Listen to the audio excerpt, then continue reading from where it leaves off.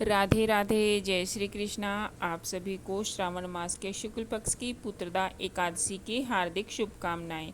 पुत्रदा एकादशी का बहुत ही बड़ा महत्व होता है। पुत्रदा एकादशी का व्रत करने से आपको अक्षय पुण्य की प्राप्ति होती है और साथ ही आपको मृत्यु के उपरांत वैकुंठ लोक की प्राप्ति होती है। कहते हैं इस व्रत को करने से आपका घर धन धान्य से भर जाता है। इस व्रत का करने से आपको नारायण के साथ साथ श्री माता लक्ष्मी जी की भी विशेष कृपा प्राप्त होती है। और इस व्रत के पुण्य प्रताप से राजा महिजीत महिष्मती को पुत्र रत्न की प्राप्ति हुई थी। इसीलिए इस एकादशी का नाम पुत्रदा एकादशी है।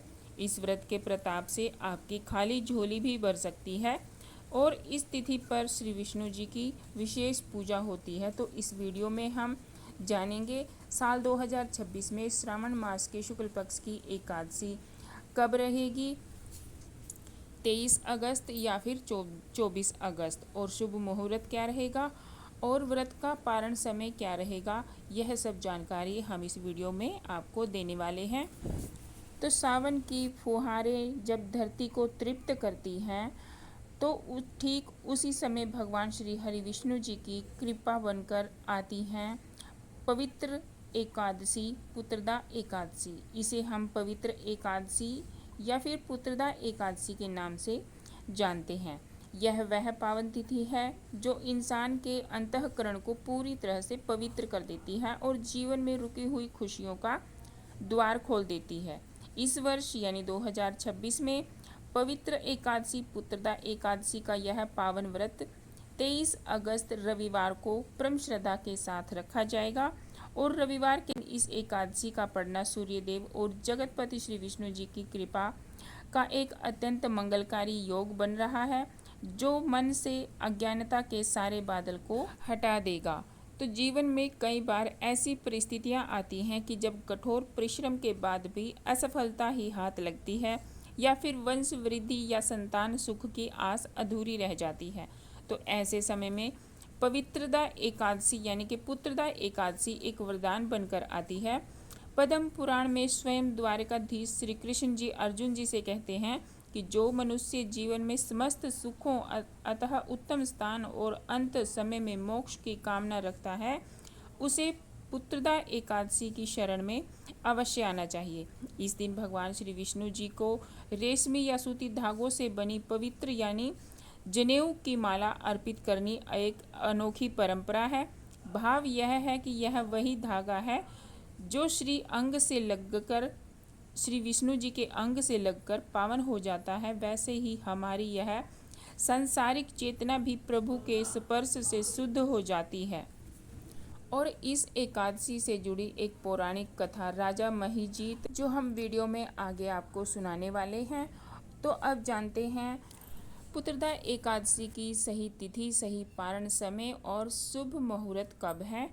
तो साल 2026 में श्रावण शुक्ल पक्ष की पुत्रदा एकादशी का व्रत जो है वो रविवार को 23 अगस्त 2026 को रखा जाएगा। और इस पर एकादशी तिथि का जो आगमन हो रहा है वो 23 अगस्त रात लगभग 2 बजे से शुरू हो रही है एकादशी तिथि और 24 अगस्त सुबह 4:18 तक जो है वो समाप्त हो जाएगी। तो इसीलिए सूर्योदय के समय जो एकादशी तिथि है वो रविवार को रहेगी। तो इसीलिए व्रत 23 अगस्त दिन रविवार को रखा जाएगा।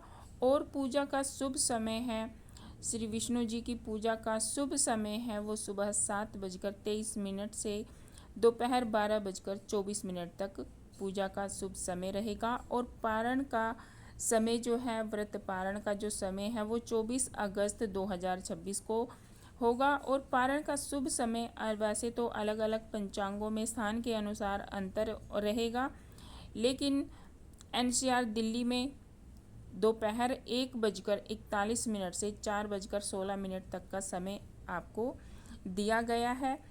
और जैसे कि आप सभी को पता है श्रावण मास चल रहा है, श्रावण का सोमवार भी है अगले दिन, एकादशी व्रत के अगले दिन। तो आपने व्रत का पारण जो है वो 1 बजे के बाद ही करना है। तो आइए अब सुनते हैं पुत्रदा एकादशी की वो पावन कथा, जो कथा भगवान श्री कृष्ण जी धर्मराज युधिष्ठिर को सुना रहे हैं। तो धर्मराज युधिष्ठिर ने पूछा, हे केशव, अब आप मुझे श्रावण मास के शुक्ल पक्ष की एकादशी की कथा सुनाइए। तो श्री कृष्ण भगवान जी कहते हैं, हे राजन, द्वापर युग के प्रारंभ में महिष्मती नाम की नगरी में महिजीत नाम का राजा राज्य करता था। वह पुत्रहीन था, जिसके कारण वह हर समय चिंतित और दुखी रहता था। उसे अपना राज्य दुखदायी प्रतीत होता था, क्योंकि बिना पुत्र के संसार में इस लोक और परलोक दोनों में सुख प्राप्त नहीं होता। इधर पुत्र की चिंता थी, उधर राजा की वृद्धावस्था दिन दिन बढ़ती जा रही थी। एक दिन राजा ने अपनी प्रजा को एकत्रित करके कहा, हे प्रजाजनों, मैंने आज तक अपने जीवन में कोई पाप नहीं किया है और ना ही कोई अन्यायपूर्वक राजा ने प्रजा से धन लिया है, और प्रजा का भी मैंने सदैव पुत्र की तरह ही पालन किया है तथा अपराधियों को भी पुत्र तथा बांधवों की भांति दंडित किया है।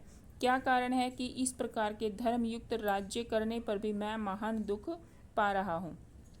मेरी समझ में इसका कारण कुछ भी नहीं आता।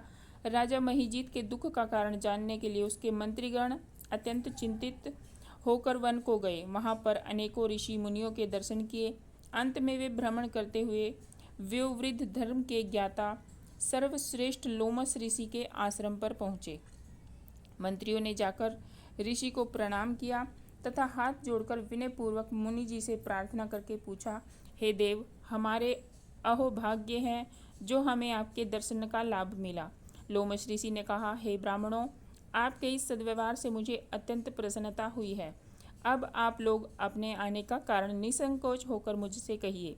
यह सुनकर सब लोग प्रसन्न होकर बोले, हे महर्षि, आप हमारे कार्य को तथा हमारी बातों को जानने में ब्रह्मा जी से भी अधिक समर्थ हैं, अतः आप हमारे संदेह को दूर कीजिए। हम लोग महिष्मती नगरी के राजा के महिजीत के मंत्री हैं।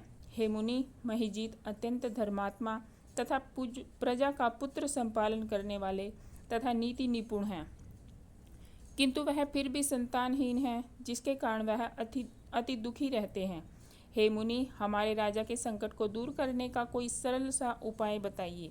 प्रजाजनों की बात सुनकर ऋषि लोमस ने कुछ क्षण के लिए नेत्र बंद करके राजा के पूर्व जन्मों का विचार किया। विचार करने के पश्चात ऋषि लोमस जी बोले, हे ब्राह्मणों, यह राजा पूर्व जन्म में अत्यंत निर्धन तथा बुरे कर्म करने वाला था। लगातार वह एक गांव से दूसरे गांव में घूमता। वह 2 दिन का भूखा था।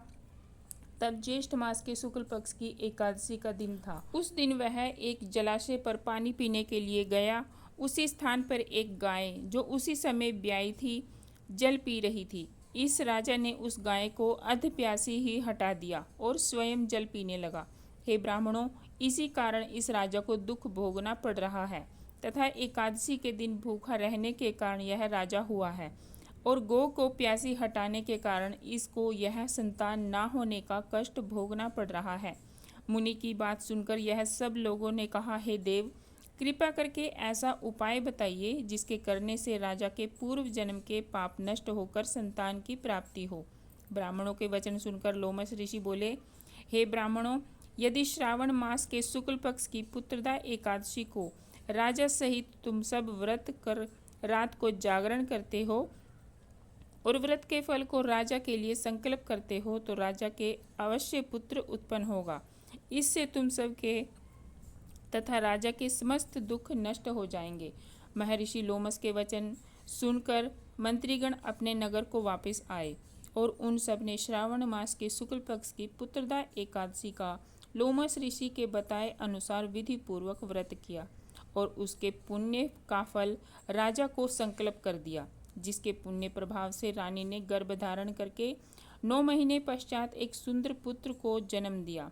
हे राजन, इसीलिए इस एकादशी का नाम पुत्रदा एकादशी हुआ है। जो मनुष्य पुत्र की प्राप्ति करना चाहते हैं, उन्हें पुत्रदा एकादशी का व्रत करके पुत्र लाभ उठाना चाहिए। तो यह थी पुत्रदा एकादशी की वो पावन और पौराणिक कथा जो श्री कृष्ण भगवान जी ने स्वयं महाराज युधिष्ठिर को सुनाई है।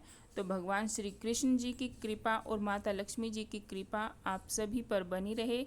आप सभी की खाली झोली भगवान धन धान्य से भरे, पुत्र रत्न से भरे। राधे राधे। जय श्री कृष्णा।